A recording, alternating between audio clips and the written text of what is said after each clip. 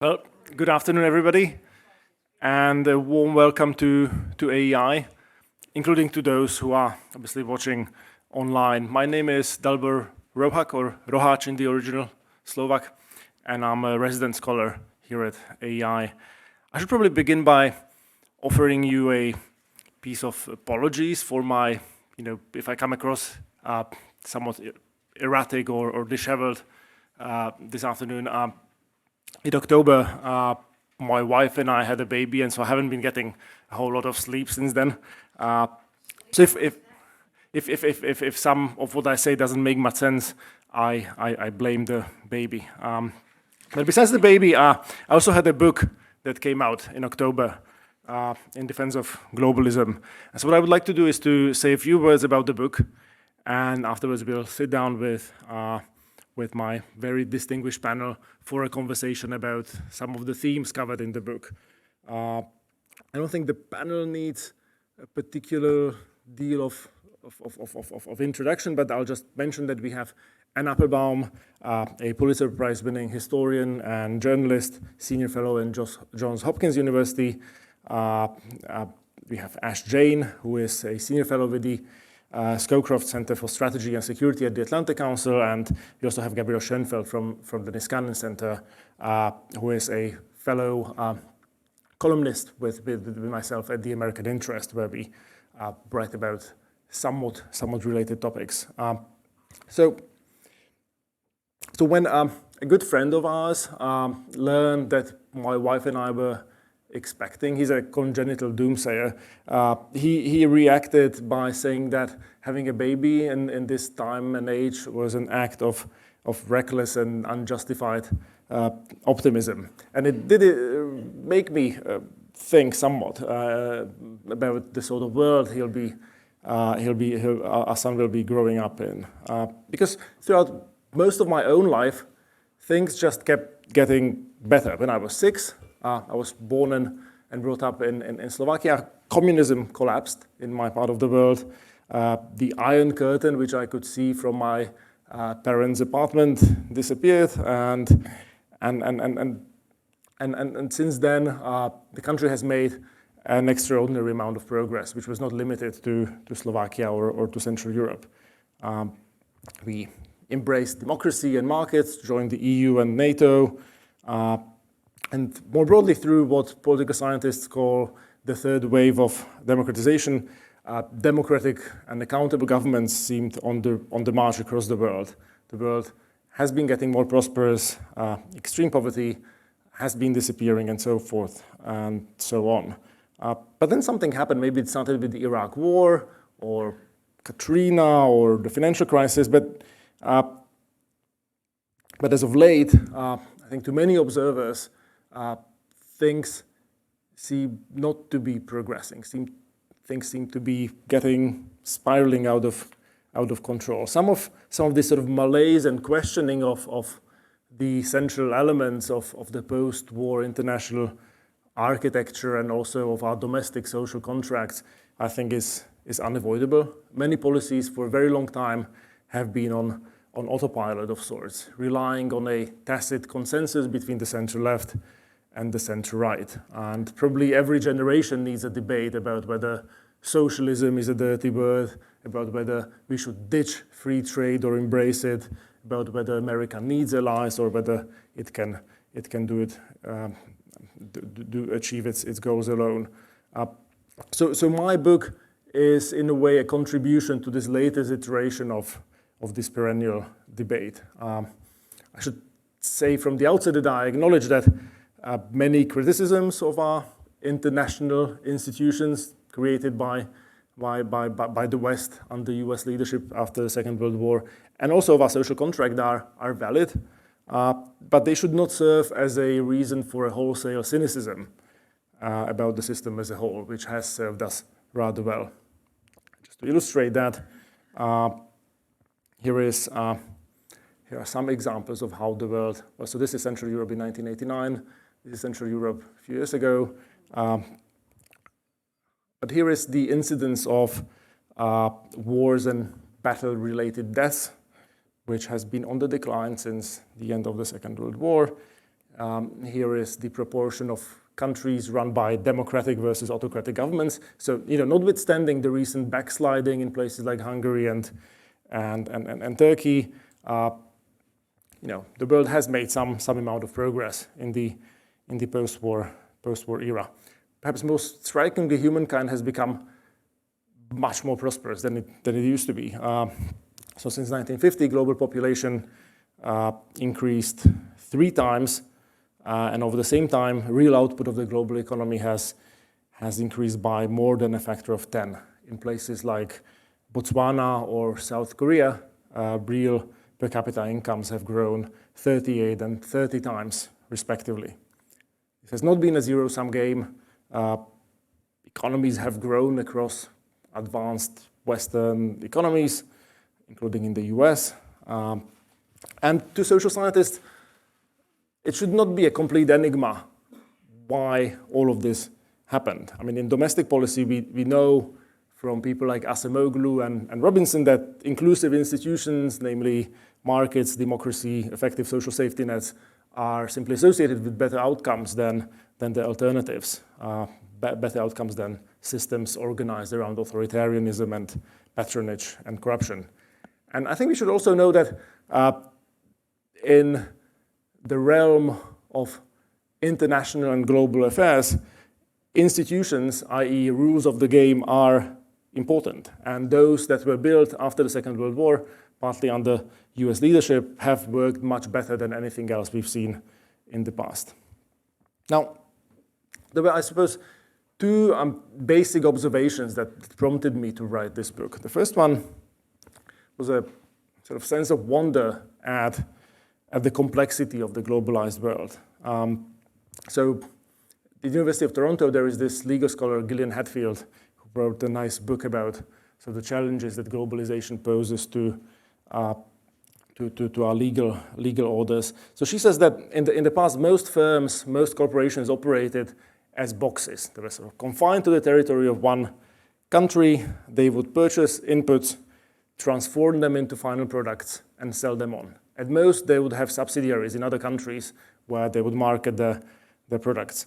Well, that's completely unlike what businesses of today look like. It started presumably with Toyota in Japan that successfully decentralized its supply chain.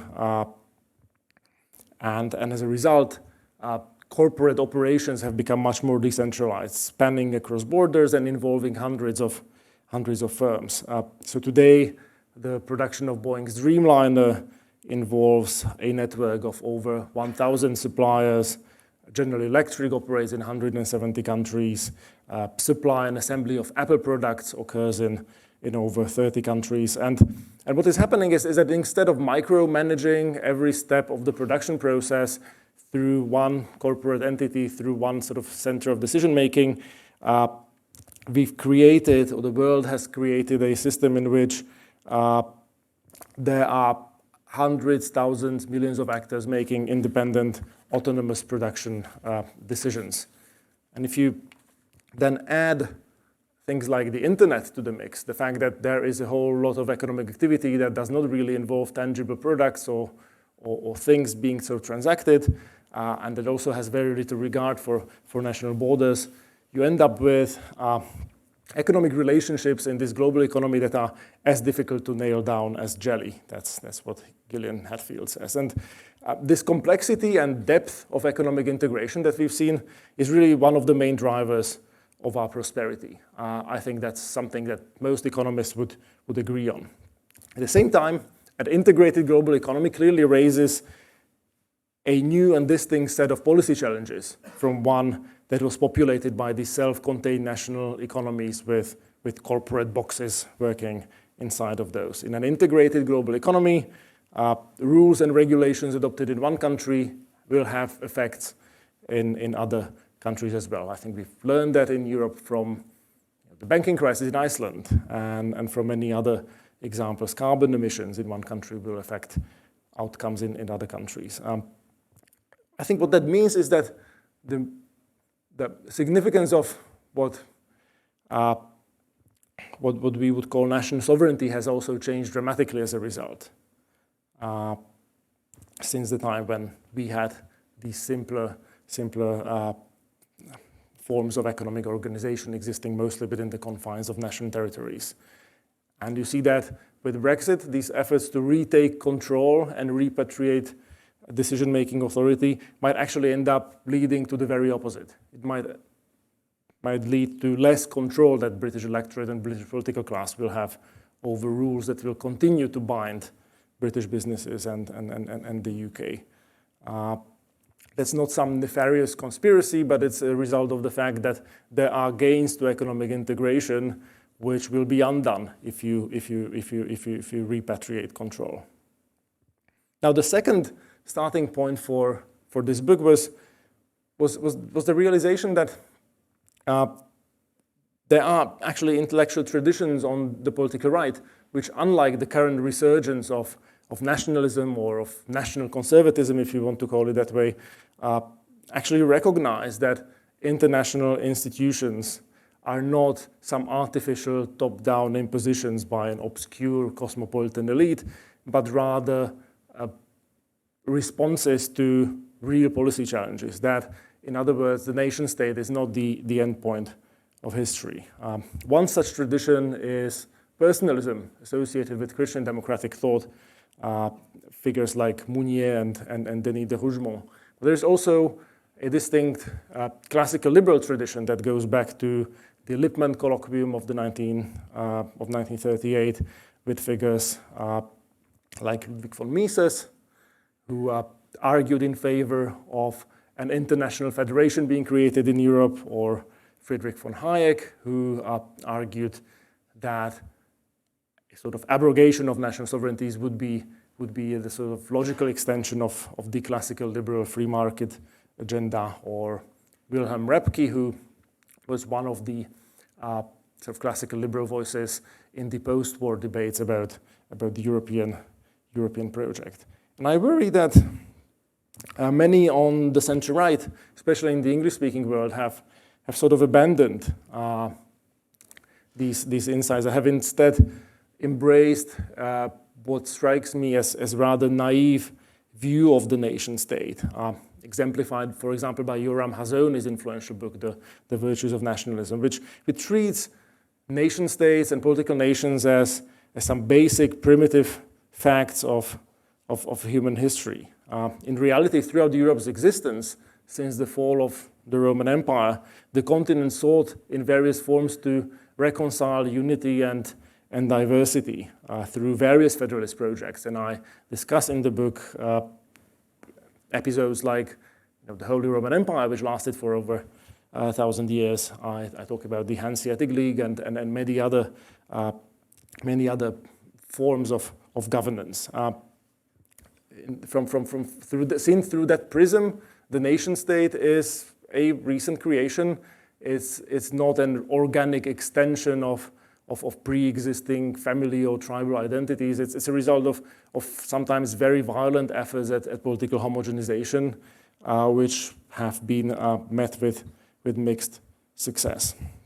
Some observers of today's globalized world, therefore, I think, correctly use the term new medievalism to describe the array of institutions that have been created after the Second World War. And in fact, the reality of globalism as we know it today does bear some resemblance to the past. I think one way to understand the reality of global governance, so to speak, is not to see it as an effort to displace the nation state and replace it by centralized global government. That was the sort of naive idea that the world federalists had, such as people like Albert Einstein after the Second World War. But in reality, what you have is almost like a Cambrian explosion of different governance forms, sometimes overlapping, sometimes competing with each other, which can be, I think, best understood through the prism of polycentrism, which is associated with the names of Elinor Ostrom, who was the first woman to receive a Nobel Prize in economics,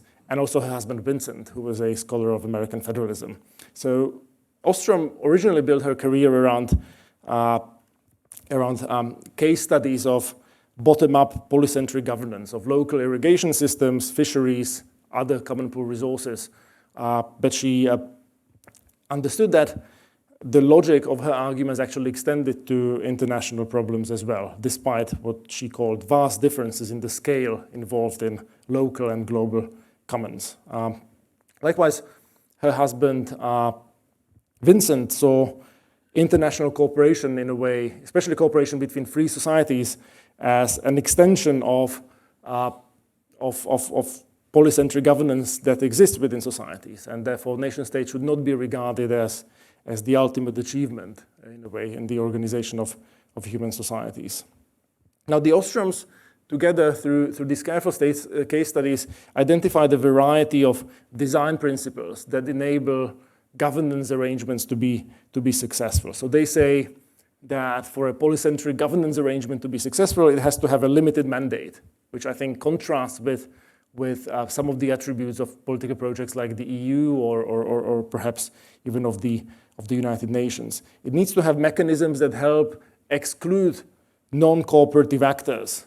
Has to have a system of escalating sanctions, culminating in expulsion. If you compare that to the problem which has arisen both in the EU and NATO with countries that have departed from, I guess, basic principles of rule of law and democracy, you can see that the currently existing international institutions do depart from these design principles. Also, they stress the importance of preserving the internal autonomy of actors that join these governance arrangements. Sometimes I think some of our friends on the political left see international institutions and norms as ways of trying to change domestic policies to the back door, to the understandable ire of conservatives. So one conclusion of the book really is that some part of the current malaise and self-doubt that we are having in the West might reflect a departure from these basic design principles articulated by the Ostroms. And it's not really just about the technical design of institutions, how you set up governance mechanisms that are robust and will sort of survive and deliver the sort of public goods they're supposed to provide. But it's also about the character of participants. Clearly, associations of democracies will operate differently than those set up by authoritarians, and I think that's something that's being forgotten by people who have embraced this sort of crude realist view of international affairs. So the Russia-dominated International Investment Bank will necessarily not function as a normal multilateral organization, and neither will the China-led Asian Infrastructure Investment Bank. And they should not be treated as normal, innocuous multilateral organizations like the EBRD or European Investment Bank.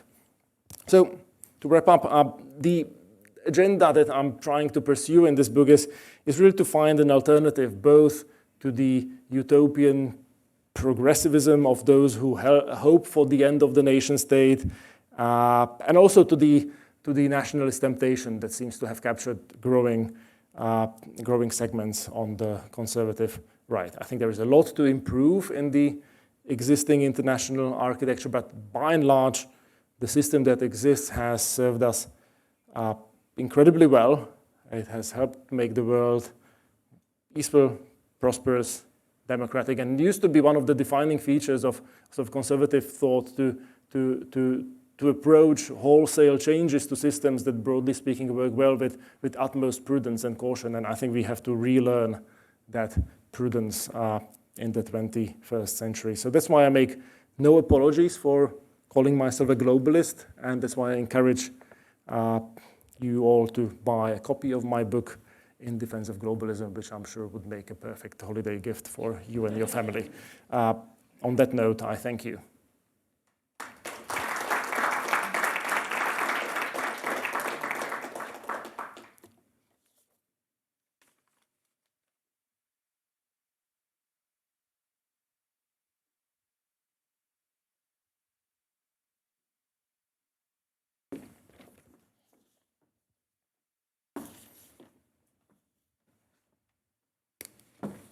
I suppose now we are coming to the more interesting part of the proceedings. You mean when you stop speaking? Yeah. So now I'm delighted to welcome Anne Applebaum here, Ash Jane, and Gabe Schoenfeld again.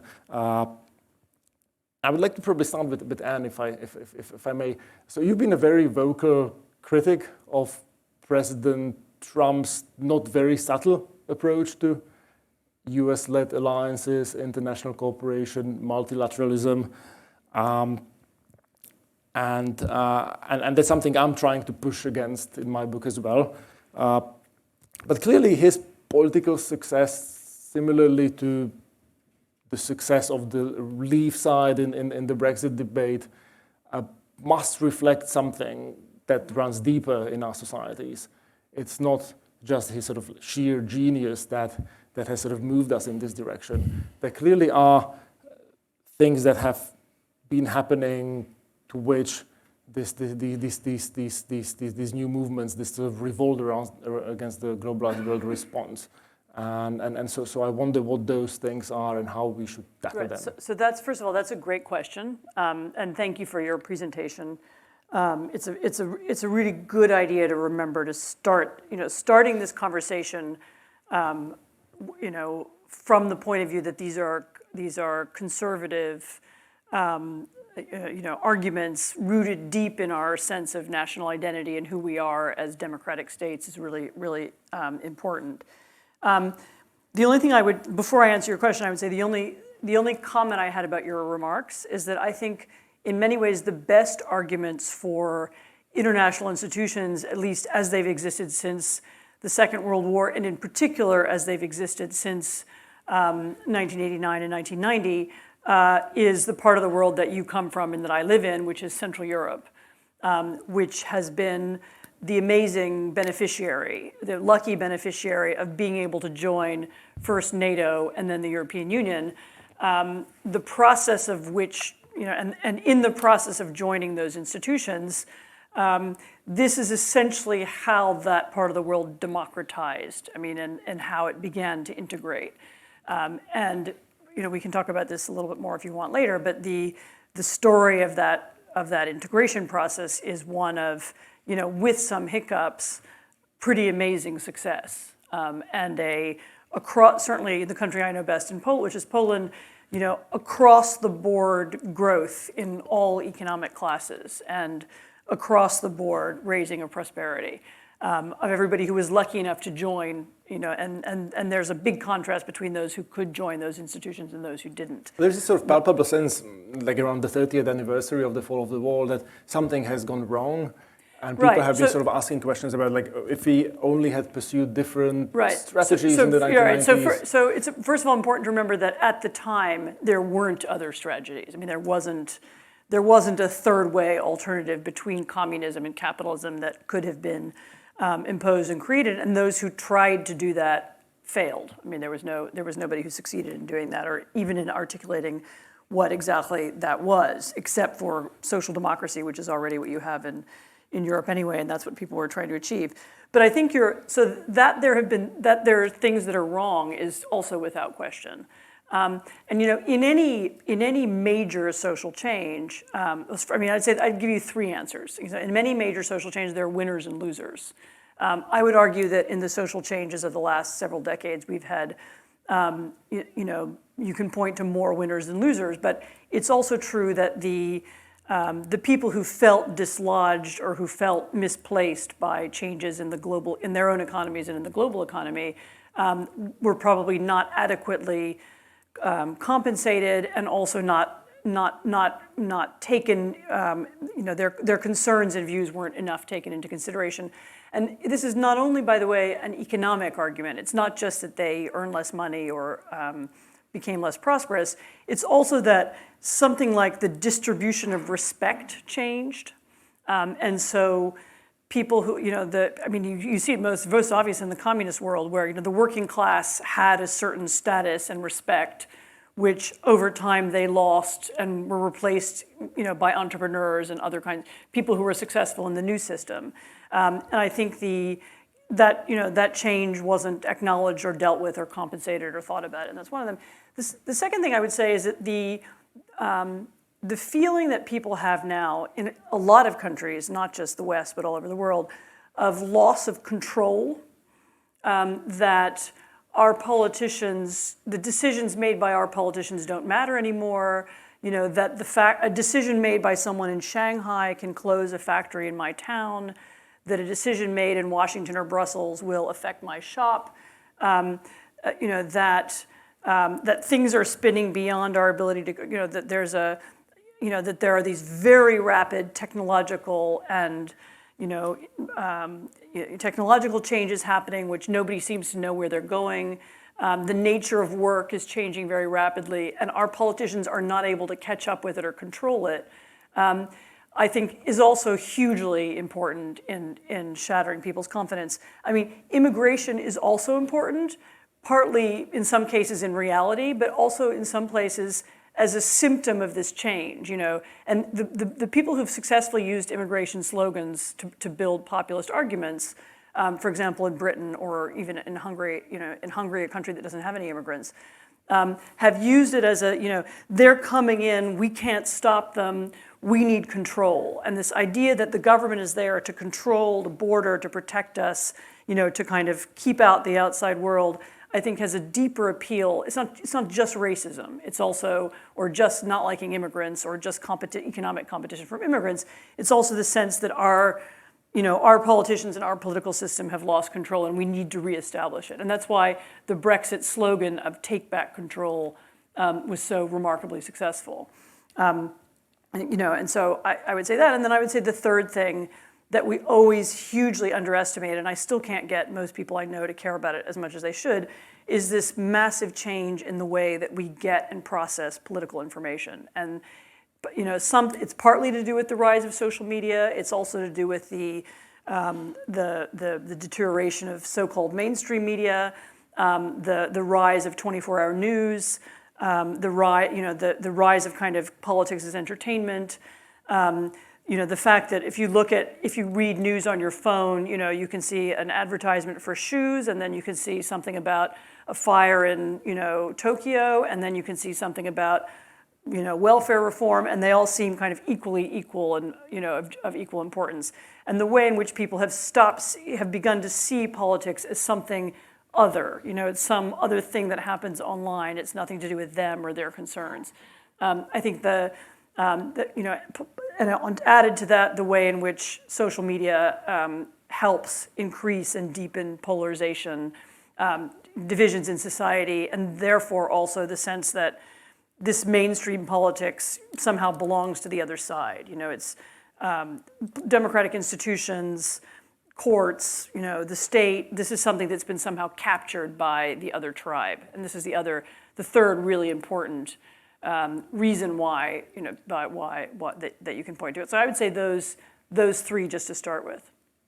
So if I could, for a moment, just put those aside as sort of micro domestic factors, there is one part of the story that you didn't really touch on, which is this sort of change in global environment, with the economic center of gravity perhaps moving away from the West, with the ongoing American frustration with European allies, which has not started with Donald Trump, but goes way before then. I would put that in my first category. No, that's very much part of the feeling, the accurate feeling, that our politicians aren't in charge anymore. It's true. I mean, it's not an illusion. I mean, it's a fact. I mean, people feel that the sense of control that we once had is gone, and that's very true in this country. So actually, on that subject, Ash, you wrote a paper with Matthew Koenig earlier this year in October, which I think makes arguments that are somewhat complementary to those I advance in the book. You, and I quote, you try to find ways to revitalize, adapt, and defend the rules-based international system in this sort of changing world where, yes, there is the rise of China and this question arising of whether the US should care as much about European security as Europeans or more. So what are some of the sort of prescriptions that you come up with, and how would they differ from some of the stuff I do in the book? Sure. Well, first of all, thank you for having me here, and I think the book that you've put out is extremely timely and important, coming at a time when this notion of the rules-based or international order and the system that has benefited the United States for decades is being challenged, is being questioned by politicians on both sides of the aisle, but it's particularly gaining resonance on the right, in part because of the worldview that Trump, himself brought to office. And I think you've put out here a kind of solid defense of how those institutions and rules and norms that have benefited us remain relevant and should be upheld and should be promoted.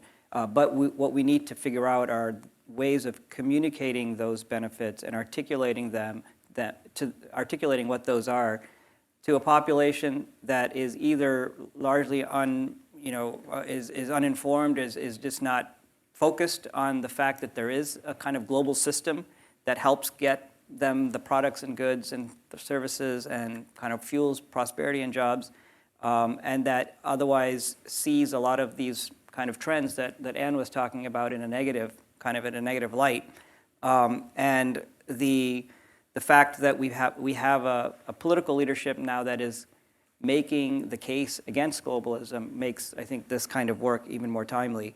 And that was part of the reason why the book that the paper that we put out recently starts with the same assumptions, essentially, that the international system, as you kind of pointed out in those charts, has been dramatically beneficial for the world, but in particular for the American public and for people not equally. Not everyone has benefited from globalization in the same way. Many have lost out, particularly if they're in certain industries or certain jobs. But on the whole, the kind of prosperity, the kind of security, the kind of affirmation of values and norms that Americans believe in, those are reflected in the order: freedom, the power of free markets, and the rule of law. The challenge is, how do you revitalize, or how do you figure out not just a way to communicate better, but actually adapt that system so that it reflects some of the challenges that Anne was reflecting on. And I think our starting point is to suggest that what we need to do more of is what you pointed out at the end of your presentation: reaffirm the strength of democratic nations in this kind of international system that share a set of values, that share a like-minded set of norms and a desire to expand and advance those kinds of values. We have the UN, and when people think of global order or international system, that's what comes to mind for probably most people, and the UN has a role to play. It's the only institution that has coercive legal status, in the sense that when the Security Council takes a decision, it's binding on all member states. But it's very challenging and difficult to get consensus on anything meaningful at the Security Council at a time when the Russians and the Chinese are going to act to block that kind of consensus. And so we're kind of left with nothing, when it comes to dealing with major political and security challenges. One of the proposals we've put out on the table is the need to establish a kind of parallel institution or a complementary body, an alliance of free nations, of democratic nations, that could play that kind of role of coordination and consensus building for action to engage on the challenges that we're going to be facing internationally.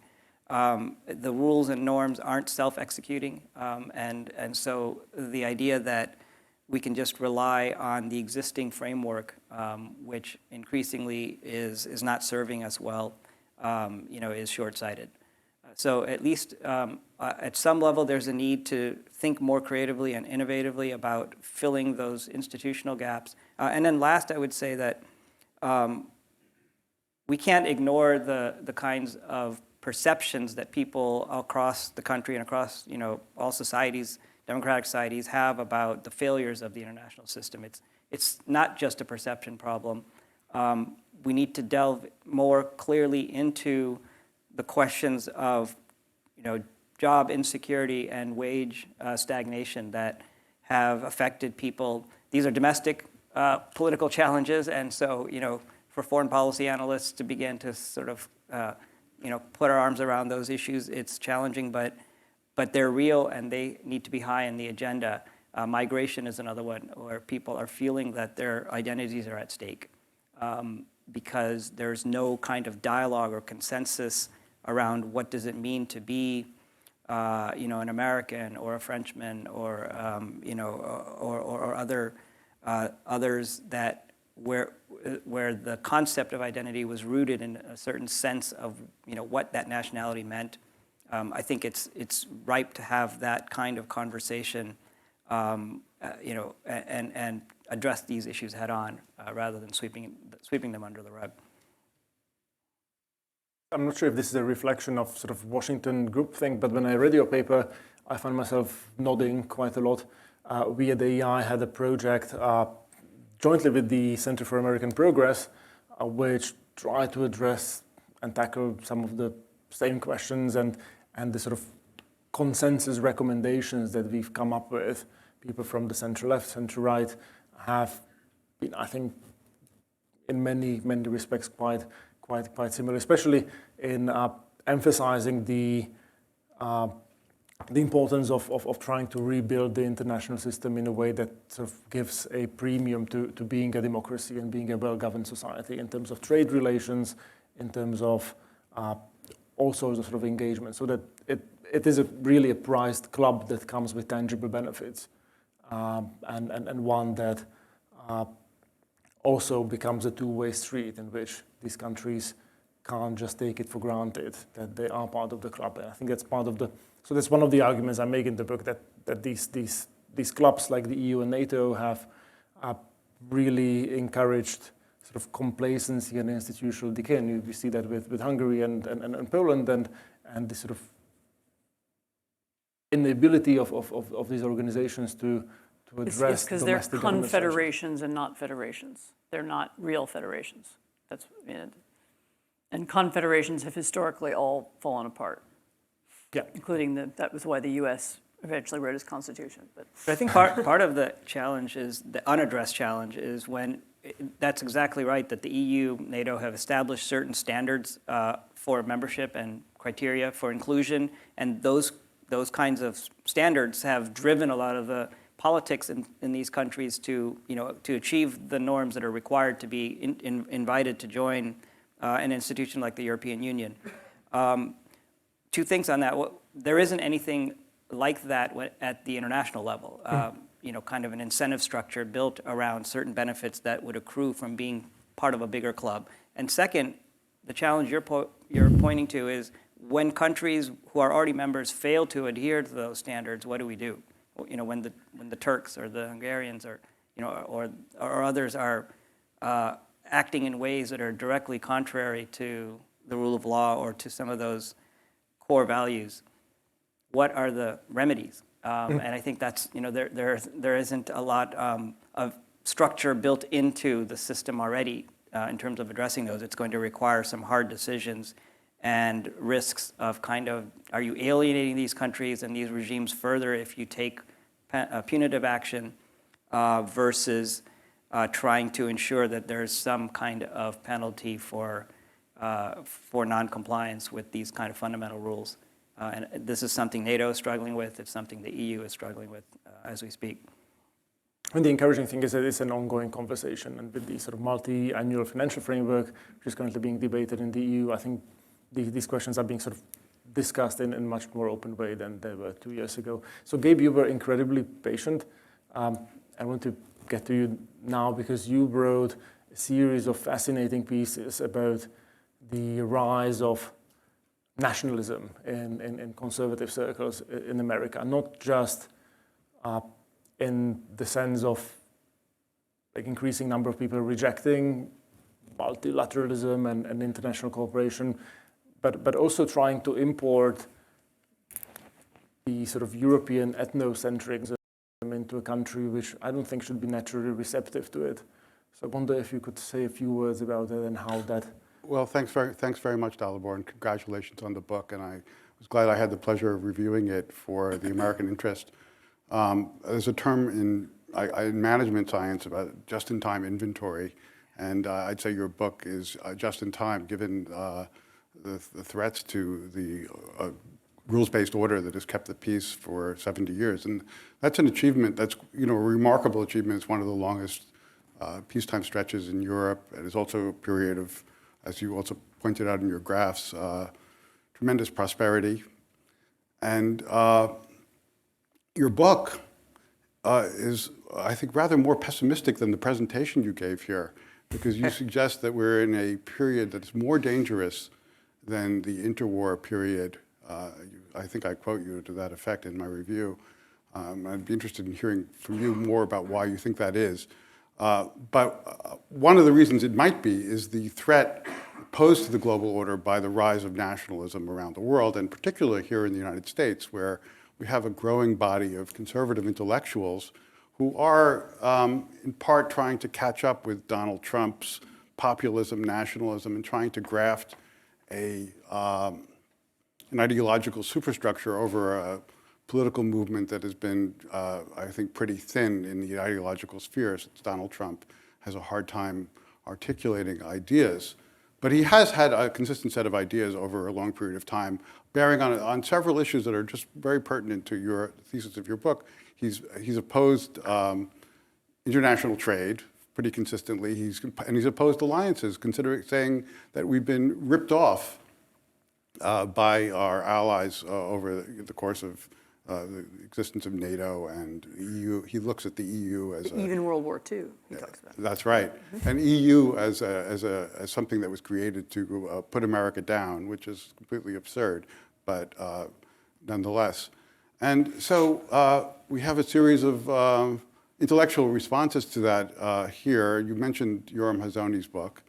And now he makes some remarkable propositions in that book, and he says he's an Israeli American, and he says that countries should not derogate a scintilla of sovereignty to international bodies, and of course that would mean the destruction of all of the international architecture, the NATO, and now that might be I think a useful mode of proceeding for Israel, which wants to defend itself by itself, and that's the lesson it's drawn from the Holocaust. But I think for the rest of the world, it's a recipe for disaster, and a recipe for the countries of Central Europe to go without an alliance structure would be catastrophic for them, I think, over the long term, both to keep them from warring with each other and to keep them defending them from the threats to the east.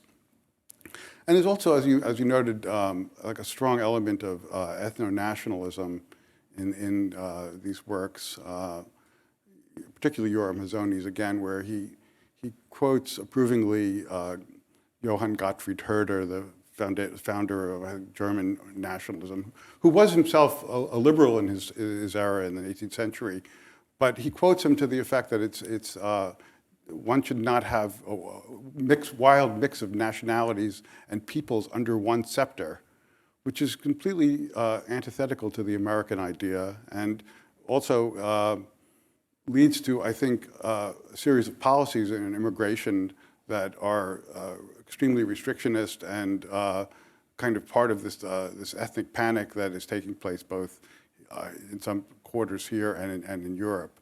Now, he in some way is more moderated and modulated than some of the voices that he's promoted, like Tucker Carlson and Michael Anton, who are more almost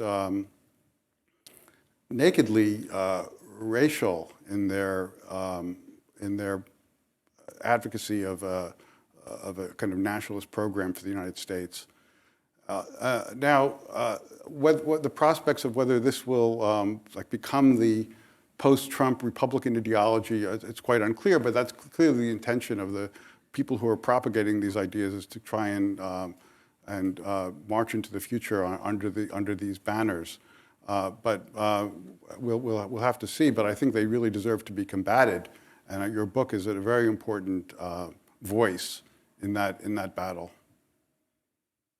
So to your point about me suggesting that the current period might be more dangerous than the interwar period, I think I was making the argument in a very narrow sense, in which there was an sort of immediate historic memory in the 1920s and 30s of the horrors brought about by the collapse of the pre-existing international order with the First World War. We don't really have that in the West anymore, and instead a complacency has set in, especially in countries that have remained relatively unaffected by this rise of nationalism. That all these sort of questions that are coming to the forefront, people are quite unwilling to address. I think that's particularly true in Europe.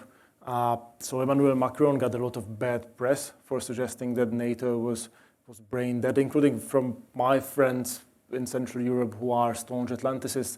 They saw these remarks as being unhelpful, as undermining the alliance.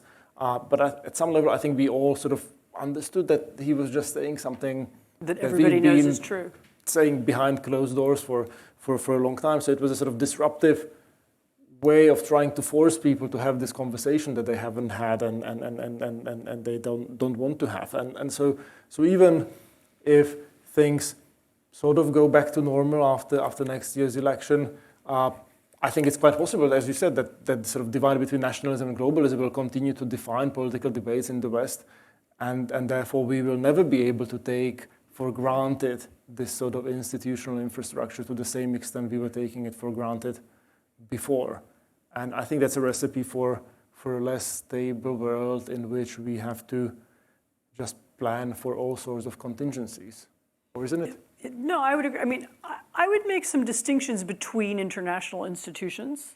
I mean, there are, there are some deep problems with the UN, and there are bits of it that don't function and should have been shut down a long time ago. And there are,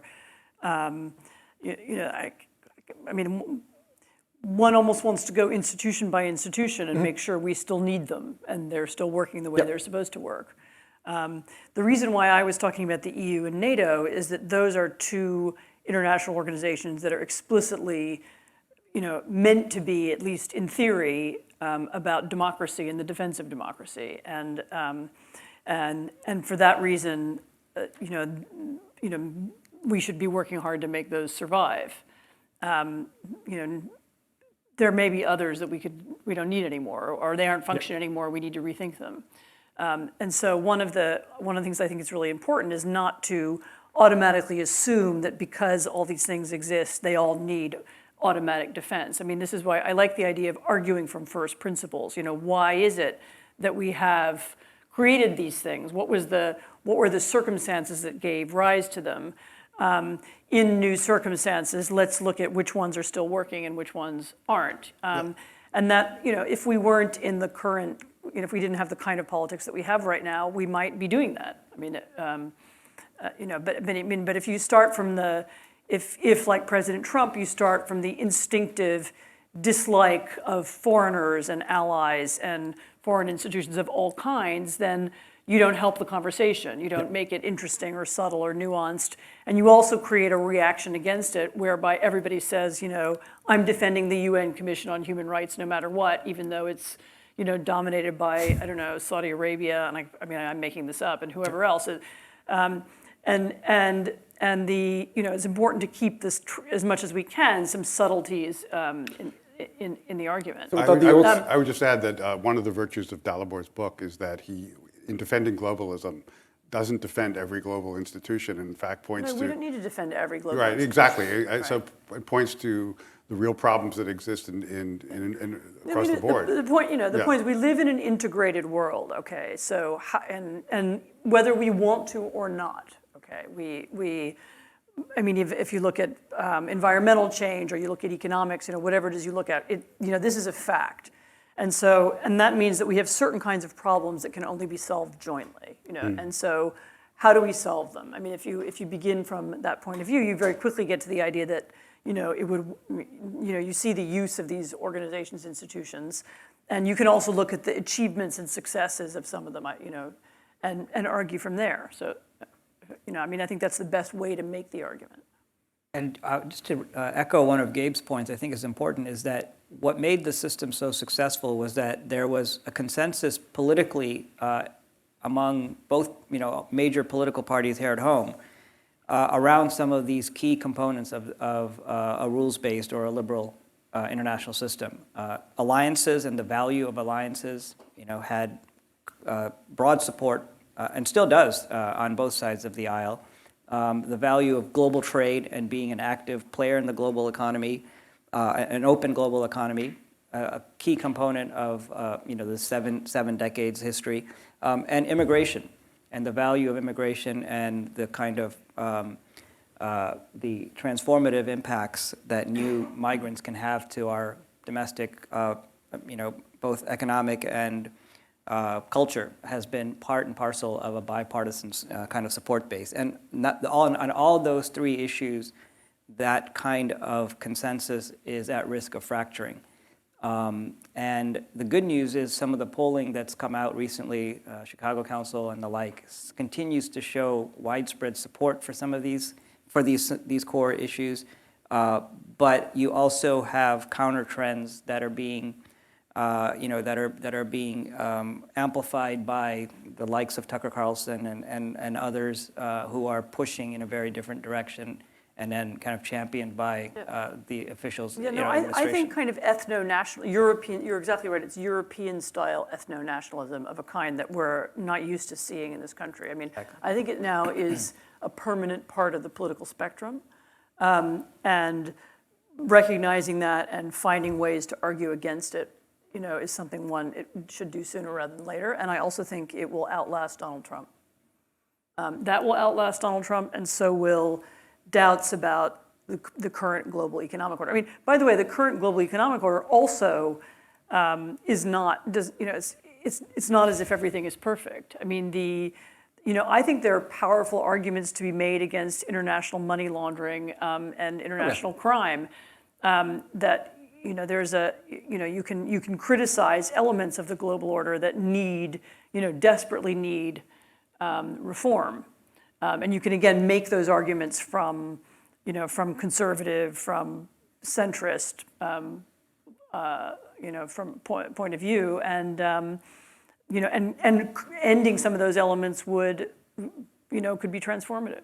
If I can make a plug for myself, I have a piece coming out in the American Interest magazine about the various pieces of anti-kleptocracy legislation that are being currently discussed. There's one bill in the Senate and 4 of them, I think, or 5 of them in the House, all of them with bipartisan support.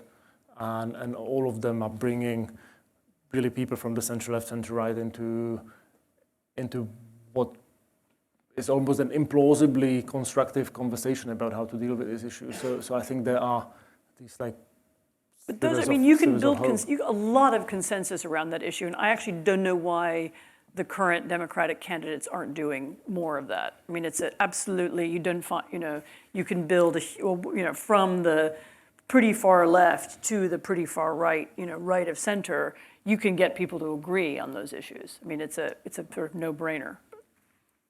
So I want to open it up for questions, but before then, we'll say that we are having an event here tomorrow at 4:30 on the UK election, which is taking place tomorrow. And there'll be live results coming in, and we'll be doing live punditry, live streamed on the internet as well. But the election is significant because Brexit itself was, I think, a manifestation of some of these same trends that we've been discussing, and the vision of sort of post-Brexit UK unmoored from Brussels domination, I think, was largely a fantasy that was sold to the public. But over the course of the past 3 years, I think some of the trade-offs have become much more apparent, and so perhaps there is an almost sort of hygienic effect that this is having on the conversation. At least in Europe, yeah. At least in Europe. And so I wonder if any of you have any thoughts about how this story is likely to develop further, and whether it's going to inform some of these conversations that people are having in Washington as well. You mean about Britain? You mean about Brexit? Yeah. I mean, I'm sorry. Yeah, I mean, the UK and the US political conversation is somehow always historically been intimately linked and intertwined in funny ways. I mean, somehow or other we get the same kinds of governments at the same time, probably because we have similar kinds of media systems, and they're producing similar kinds of conversations. But no, I think the outcome of the UK election and so one of the things that's happened with Brexit is that it's become clear, as you say, the trade-offs have become clear, the lies told about it have become clearer, and the fact that whatever happens, however the UK manages to leave, it will have a worse and less favorable relationship with its most important trading partners, and that's. Unfortunately for us, I think it's going to take a long time for that to play out. I would expect over a decade. Yeah.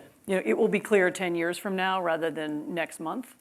But yes, I do think that the failure of Brexit, which it will fail, it's already started to fail essentially, as a big major political project will have an echo here. It's already had an echo in Europe in that it's created. There's actually more support for the EU in Europe now than there was before the Brexit vote. And I would imagine a similar kind of effect here. Including among, and perhaps particularly among, far-right and extremist parties. Yeah, so exactly.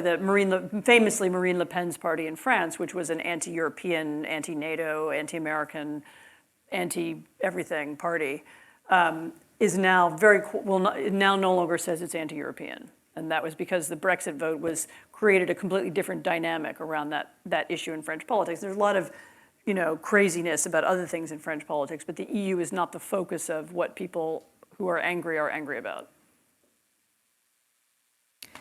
On Brexit, I was talking about these three issues: alliances, global trade, and immigration. If you look at what the British, the narratives that fed Brexit were somewhat related to these three arguments: that trade that Britain is at the losing end of a lot of these trade deals, and that immigration is bad, and that these international commitments are bringing the Brits down. But in reality, the political leadership pushing Brexit isn't using those arguments. We're not hearing that the British will pull out of NATO, or that at least, in fact, that's even more of a concern from some of the other side, right? So those pushing Brexit very much want to maintain the alliance, Britain's role in the alliance system. Brexit is actually a very, it's much less clear cut, than these kind of globalist versus nationalist arguments, because there are a lot of, the Tories who are pushing it are actually pro-free trade. That was what I was going to say, is that they're in fact looking to expand free trade and want a U.S., or a separate free trade agreement with Europe, even as they're pushing out of a system. It's not a clean argument. It's a very complicated one. It's clearer here and cleaner here because Yeah. Trump himself has thrown himself behind Brexit, and the intellectuals who are trying to craft this conservative nationalist ideology are all uniformly pro-Brexit, and if Brexit fails in some way, I don't think it's going to necessarily disillusion them with the project of breaking up alliances, because they will blame it on the market and right. The EU's intransigence and other things. But Exactly. It's clear that there were many different. It's probably one of the features of referenda that you have many different constituencies for whom the yes or no answer means something completely different things. Yeah. And therefore they were pushing it for different reasons. Yeah, there's a kind of, we want Britain to be the free market Dubai of the North Atlantic argument that's pro-Brexit, and then there's a, we want Britain to have no trade relations with anybody at all argument for Brexit. We want all the Poles to leave. We want all the Polish people to leave argument, and there's actually what we really want is everybody to leave, but we're not allowed to say that argument. So there are all these different pro-Brexit arguments that are incompatible and not related, not related to each other, and not really reflected in the Tory party politics. I'm glad we haven't lost the audience yet. Right. So think about bringing it in. So if you have a question, please wait for the mic. Please introduce yourself, and please make sure your question is actually phrased as a question. Yes, please, Jeff. Hi, thanks very much, Dalibor. Great presentation. I'm Jeff Cabaservice from the Niskanen Center. I have a real quick question. Other things being equal, free trade will improve, will augment the economy of a society, will give material gains. But this very much depends on the gains being distributed in a way that does not make the society more unequal. Do you have any suggestions as to how that might be accomplished?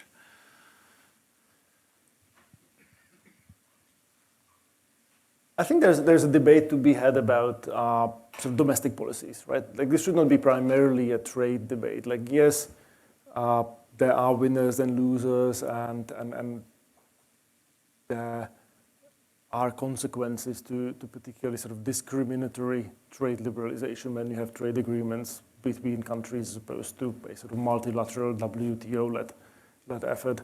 But I mean, insofar as sort of the gains of liberalization outweigh the losses involved, I think it's primarily a sort of question of sort of domestic policies of how you deal with those, and so I think we have to somehow like disentangle this question of like how do we help people who are affected by like adverse market conditions, whether they have to do with trade or other factors, from the basic argument for those things which are indispensable to our prosperity. I'm not an expert on like how these policies should be crafted in the US context, but clearly one could do a whole lot better than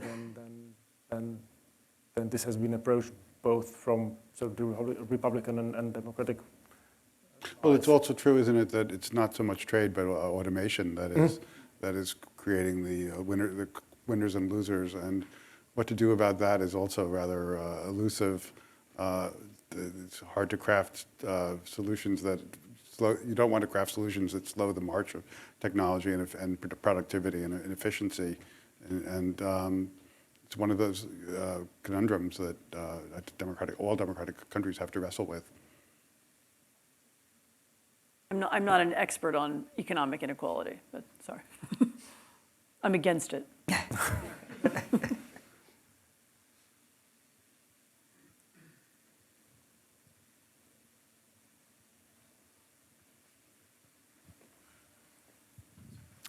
Hi, I'm James Gibney from Bloomberg. A question. Thank you for a great panel, first of all. But so we've been reading the Washington Post about Afghanistan and how it's turned into a huge mess, black hole for American money. But it's also a project that's embroiled NATO, the UN, the World Bank, and a host of other institutions that underpin the international liberal order. So I wonder if there are any lessons from what has happened in Afghanistan about the role and limits of international institutions and the liberal order. Tough one. Yeah. I mean, the difficulty with using Afghanistan as an example of how international institutions work is that Afghanistan was an absolutely American-run project. The international institutions were all there kind of at the behest and essentially under the leadership of the United States.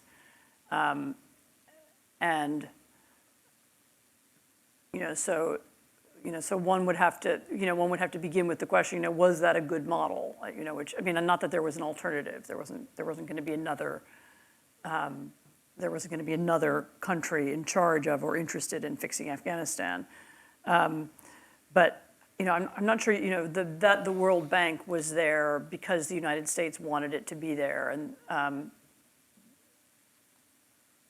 would everybody have done it the way they did it if the United States didn't tell them to? I don't know. So I don't know that it's a good kind of clean example of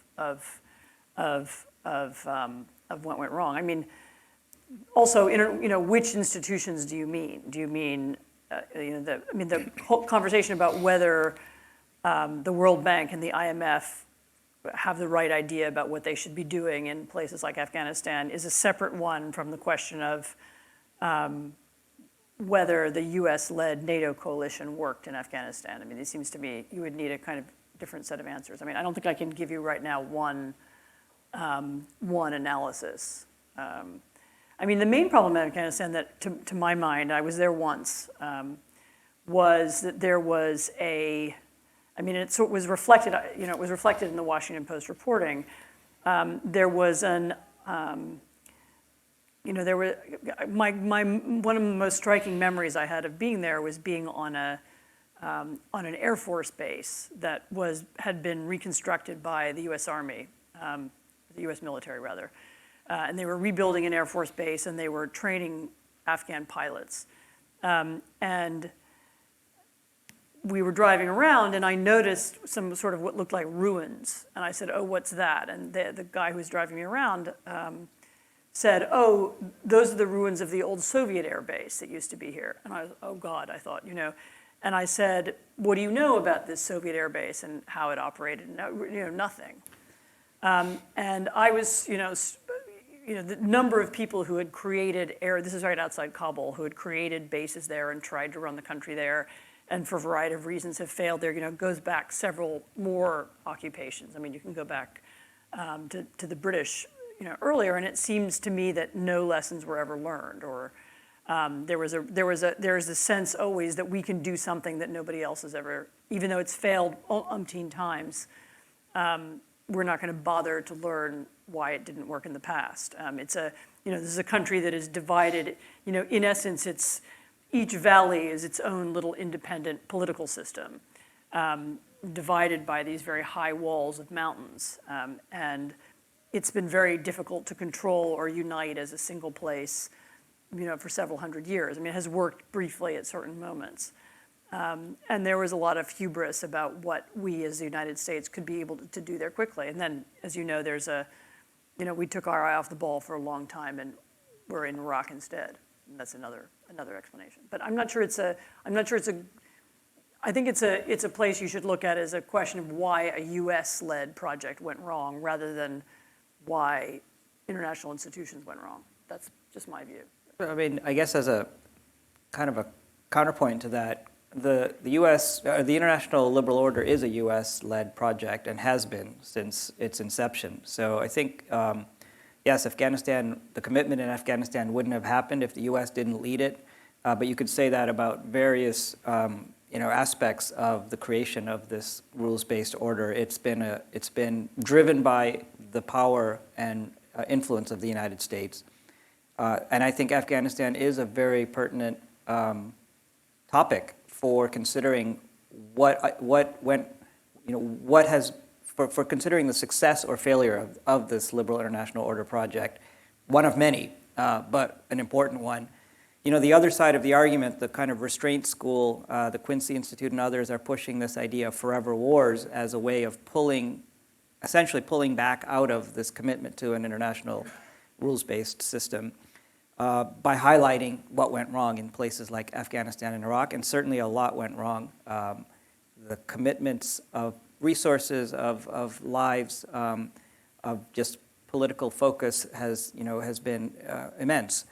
But I think it's also worth stepping back and suggesting and kind of considering what were the alternatives. Would it have been better to leave the Taliban in power after 9/11?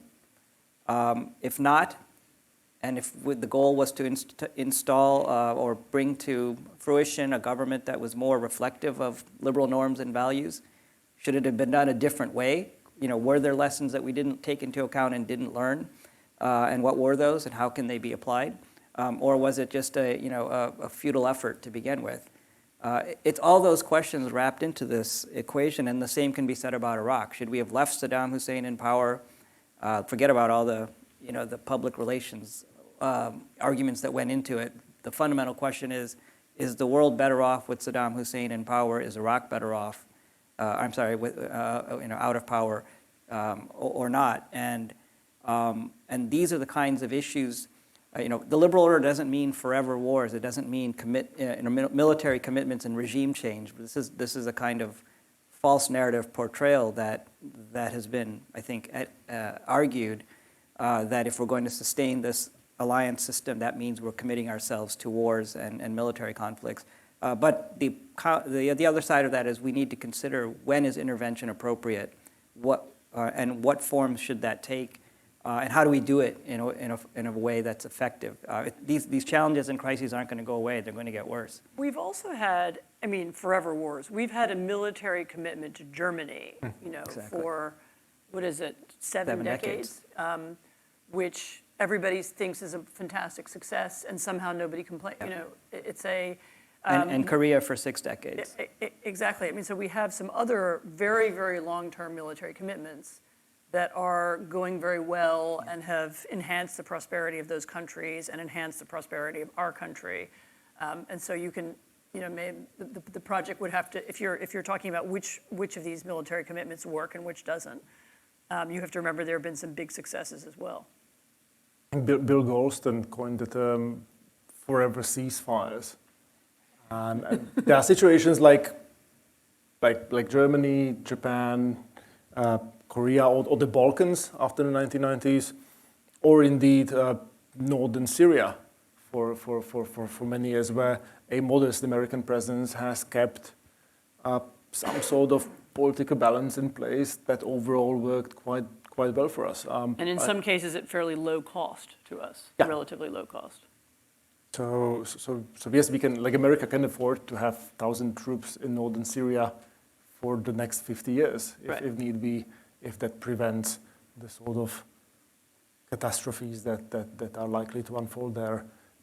But at the same time, I mean, it's true that there are sins of commission, there are sins of omission. I mean, balancing those things is never easy. But Afghanistan is, I think, a supremely difficult case. Like when you go back to 2011, like after the attacks on U.S. soil, like was there really an alternative of like not doing anything, or was there an alternative of just like striking the Taliban and like leaving the country in rubble and ignoring it? Like those counterfactuals would have consequences as well that might not have been. And the consequences of not intervening also can also be huge. I mean, the consequences of our refusal to create a no-fly zone over Syria, which we could have done at the beginning of the conflict there, are vast. I mean, including this vast migration of people, to Europe, which created this nationalist backlash. So, there was a cost to not, at a very low cost, there was an intervention we could, relatively low cost, sorry. Maybe we could have made an intervention that would have prevented, would have changed the balance of power there. So, the costs to not intervening are also very high.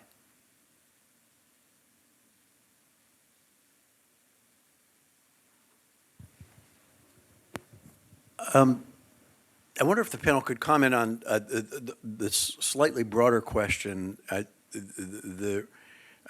In my view, I think it's a mistake to attribute the nationalism that we're seeing in the Trump administration to the moment or to a few TV commentators, something like that. If you go back to the early 1970s, the Mansfield Amendment passed the Senate, and it provided that American troops effectively withdraw from Europe, and the justification was that they're rich and we're poor.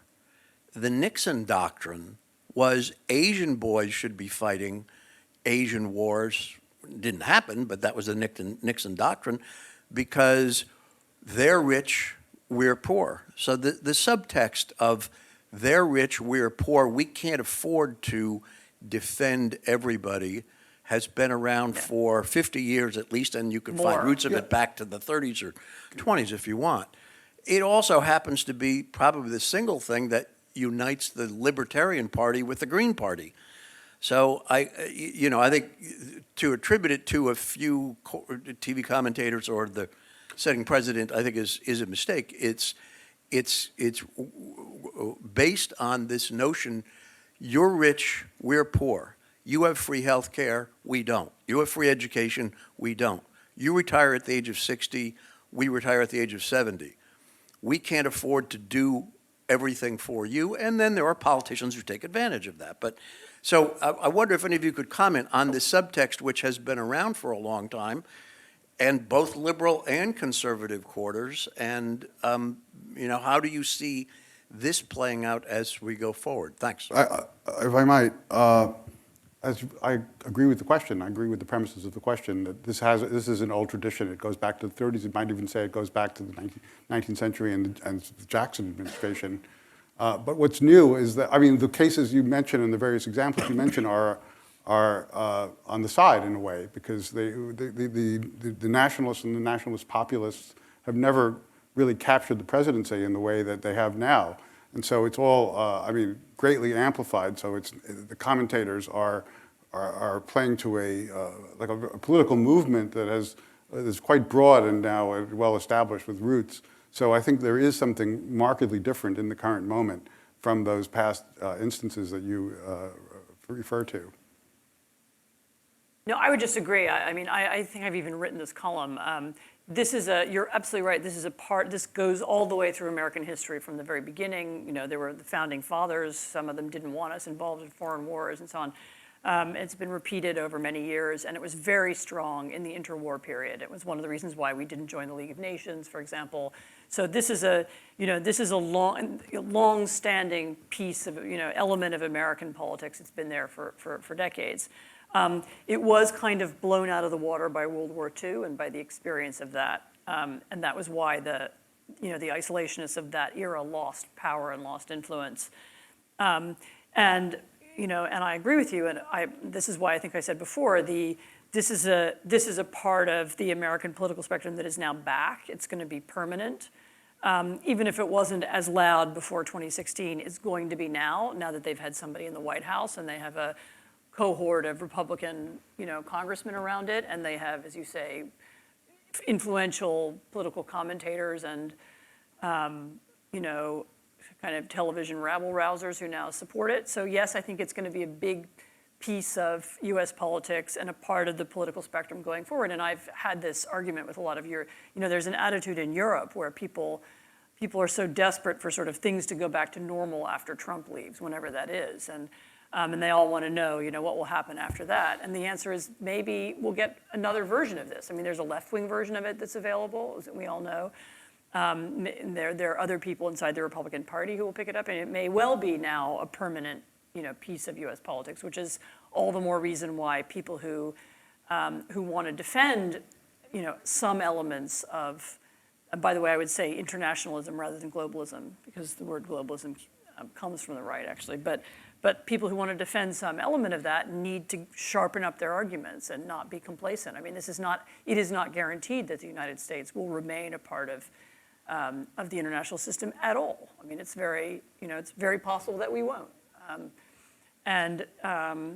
So I agree with the premise of your question, and I think it's a permanent now part of U.S. politics. It's kind of returning from,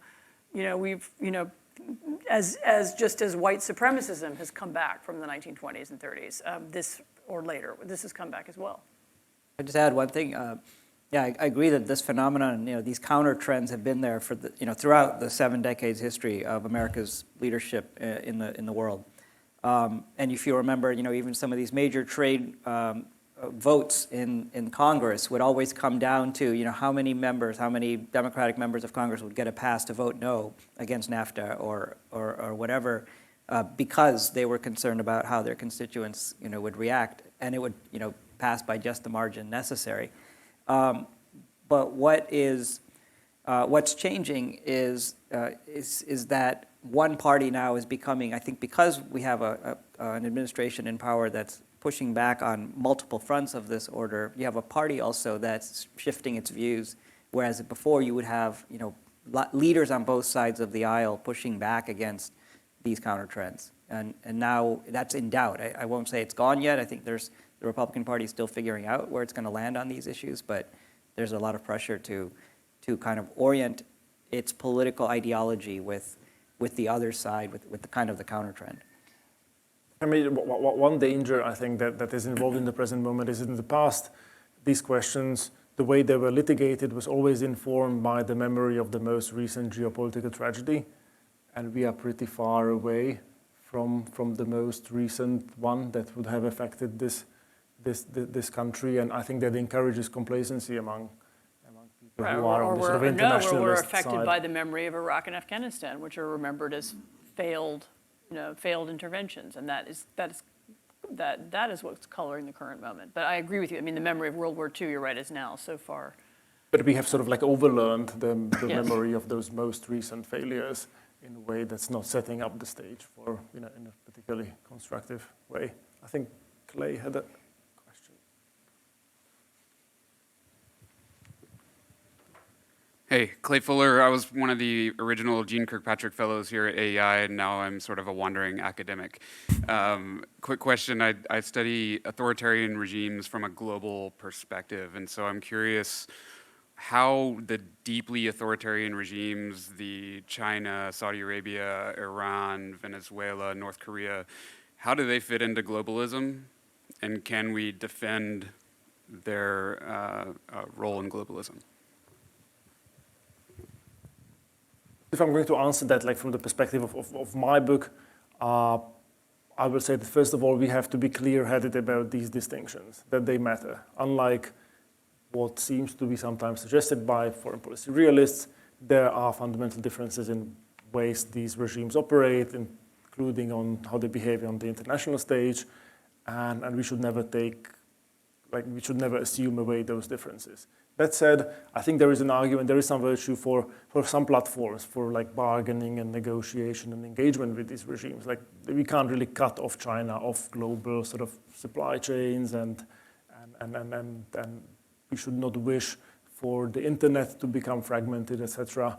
But I think simultaneously being clear-headed about the distinction between democracies and non-democracies, I think should urge policymakers in the West to create institutions that put a significant premium on being a democratic, rules-based society as opposed to the alternative when it comes to trade, when it comes to all forms of sort of international engagement. So that's sort of the short answer taken from the last chapter of the book. One of the most dismaying aspects of the present moment is that American leadership is taking us into a kind of, not alliances, but it's looking favorably upon these authoritarian countries and trying to build relationships with them at the expense of relationships with our traditional democratic allies. And where that will lead, I think, is not a good place. Just add to that, it's ironic that at a time when we're seeing pushback from these autocratic great powers to the liberal international system, it's exactly the same moment when U.S. leadership behind that system is, being questioned in ways it hasn't been before. And so this is a huge opportunity for these kinds of autocratic rivals to step up and do the kinds of things we're seeing them do, these kinds of active measures, operations that are going to tinge the way these debates are happening internally, and even while they try to use their power of coercion with their neighbors and with other places where they're trying to extend their influence in various ways. And I think it's important to remember they're acting very differently. Russia is very different than China, certainly. But they all have that theme in common, which is that they share a desire to see this liberal project, this liberal international system, unravel in some ways, or at least be something else than what it is today. The Chinese have benefited immensely from it from an economic perspective, but they have a different conception of what that order would look like in a Chinese kind of dominated system in the future. So it's a huge challenge, and it's the timing, is making this entire kind of venture even more, more kind of fragile. We're facing these challenges at the same time when we're not equipped with our leadership here at home and with the kind of democratic world to deal with them. Yeah, I mean, the only thing I agree that it's very important to distinguish between these different authoritarians because they have different attitudes to the international system. I mean, but it is also important that ultimately, some of them, certainly the Russians, are working very actively not just to destroy and undermine the international system, they're working to destroy and undermine us, our democracy. And it's, it can sound very sort of grandiose to say so, but, Russian leaders have had grandiose goals before, and just because they can't, there was never going to be an international proletariat that was going to conquer the world, that doesn't mean that in the course of trying to create one, Stalin didn't do a lot of damage. And looking at it the same way, Putin's goal is to bring down American democracy and to get America to leave Europe and to disorganize and to make it work worse here. And I'm not saying he can achieve that or that even the things that he's done so far have been decisive. But those are, until we, as a nation recognize that that's what's happening and are able to define it, and begin thinking about how we push back against it, and also understand that one of the ways to push back against it is to work with allies and create alliances across borders, then I think it's going to be hard to fight. One of the most extraordinary things to me in recent years was this trade war that Trump started with China, I mean, which he did without ever talking to the Europeans about whether they might have some things they wanted to change about the Chinese terms of trade as well. I mean, had he gone first to Brussels and Paris and Berlin and London and said, are you happy about the way Chinese treat intellectual property laws? They would have all said, no, let's do something about it. And there could have been a sensible and intelligent joint response that was aimed at changing a piece of Chinese behavior that bothers us. And that could have been very decisive and effective. And instead he said, right, I'm at war with everybody, trade war against all, 900% tariffs on French cheese and, Chinese whatever. And that was a real missed opportunity to begin to define, what the liberal democratic world wants from world trade and how we can set the terms, according to what we need as a set of nations that have very similar political systems and very similar values. I mean, it was a big missed moment. Yes, please, gentleman on the left. So my name is Dalibor Rohac. Dalibor, congrats on your book. Oh, thank you. And my question is, it's going to be a little broad. What do you think is the impact of digital transformation and big tech on current international relations? I'm speaking about Apple, their relationship with China, with Russia, and so on. I want to talk about big tech first.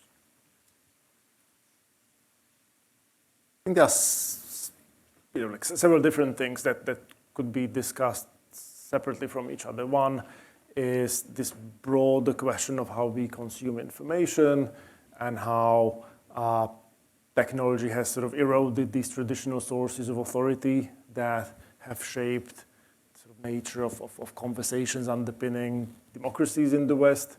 So that's a process that's ongoing, which sort of raises regulatory questions about whether Facebook and Twitter and Google should be held to the same sort of standards as publishers of information or just as platforms. Like, I'm not an expert in that area, but I think it's a sort of series of questions that we will not be able to avoid. I don't think breaking up these companies will necessarily do any good because of network externalities involved. Having a liberal and conservative Facebook would not necessarily be an improvement over the status quo, but I mean there will be some sort of policy response, and maybe it would be in the interest of these companies to get ahead of the curve and start thinking about how they can sort of restore the trust that the publics have in themselves. I would go further than that. I mean, I think that sooner or later there's going to have to be a conversation about what we as liberal democracies want the internet to look like, and what.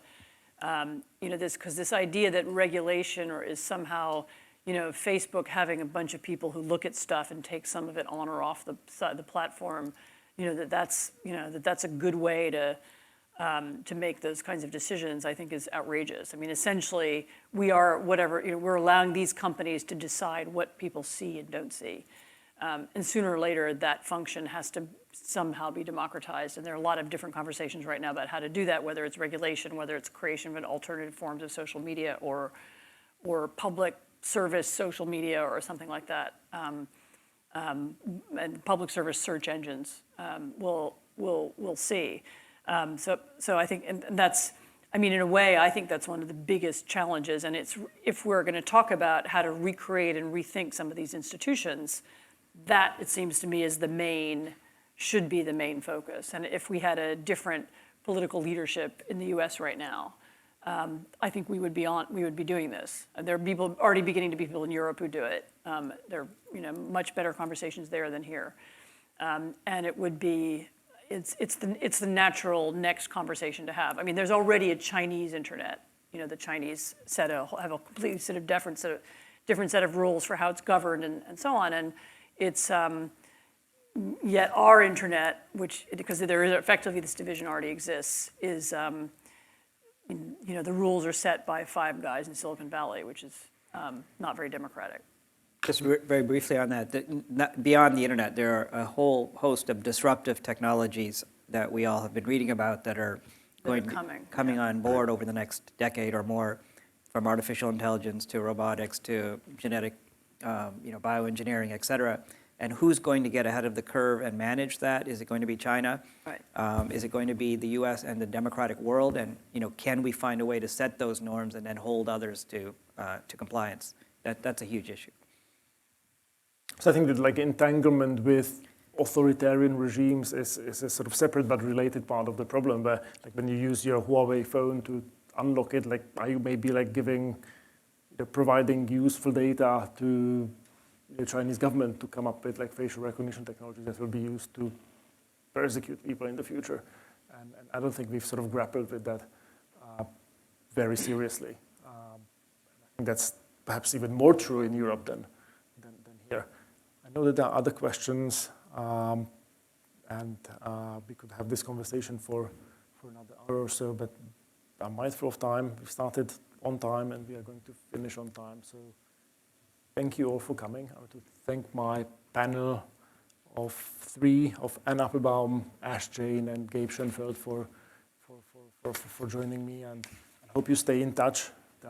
There's information about our forthcoming events on AEI.org. You can also watch videos of past and future events there.